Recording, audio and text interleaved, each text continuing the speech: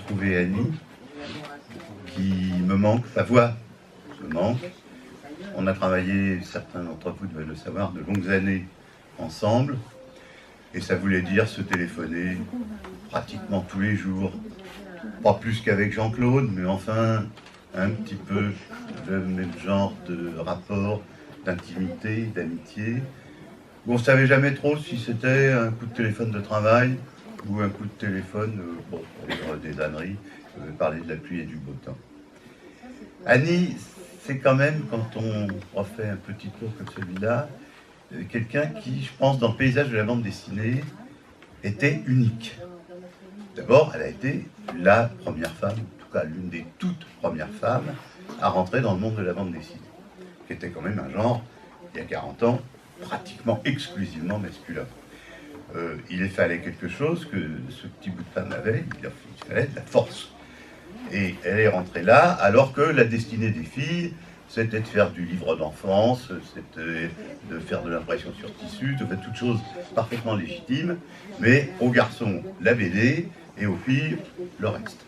Là, elle a brisé ça, d'emblée, en pénétrant dans cette profession, où en même temps, il faut le dire, parce qu'elle le disait, ça s'est très bien passé. C'est-à-dire que, au fond, ce monde de garçons s'ennuyait profondément de l'absence de filles, et je crois que tout le monde a été très content de son arrivée.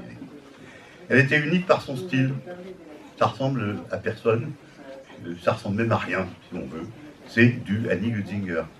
Mais en même temps, c'est un style. C'est-à-dire que, comme pour notre ami René Pétillon, on voit un bout de dessin qu'on ne connaît pas. On dit, ah, c'est du Annie Lutzinger.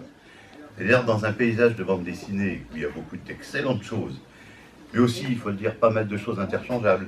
C'est très bien fait, mais oui, il faut savoir qui c'est. Non, elle, voilà, c'était quelque chose qui émanait très profondément de sa personnalité, qui était une personnalité pas simple non plus à saisir.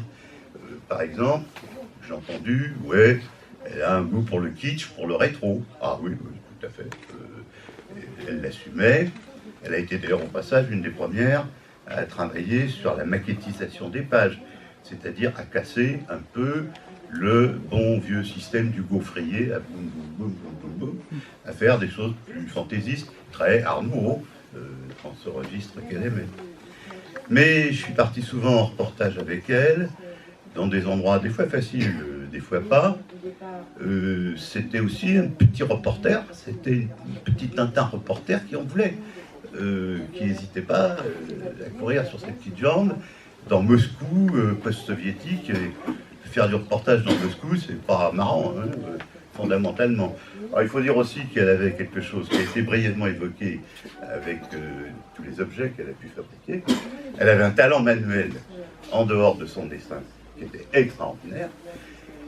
Et non seulement un talent manuel, mais une espèce de talent visuel. C'est une grande chineuse qui a accumulé beaucoup d'objets, beaucoup de vêtements. Elle était toujours habillée comme une princesse, alors qu'elle n'avait pas un rond, hein, ça, il faut le dire.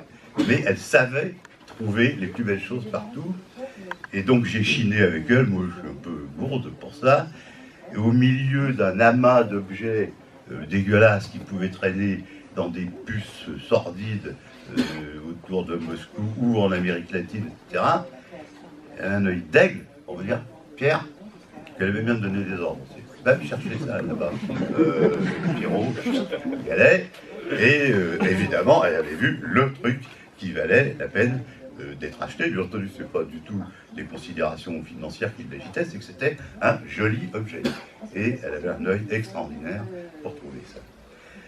Je crois finalement qu'elle aura une place à part dans la bande dessinée, à la fois de pionnière, à la fois traditionnaliste par certains côtés, mais en même temps très moderne, puisque c'est la dernière chose que je voudrais dire, les premiers portraits de femmes ont été faits dans la bande dessinée par Annie Lutzinger.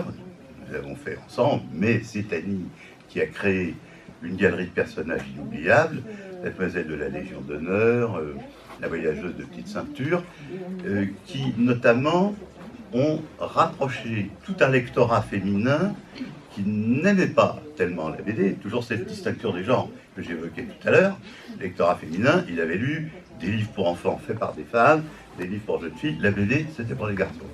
Là, tout d'un coup, il y avait des personnages féminins qui étaient, ça aussi, à l'époque, on ne le disait pas, la mode de l'autofiction est venue plus tard, mais qui étaient des personnages très proches d'Annie, très proches de notre jeunesse aussi, tous les deux, dans le Paris populaire de l'époque.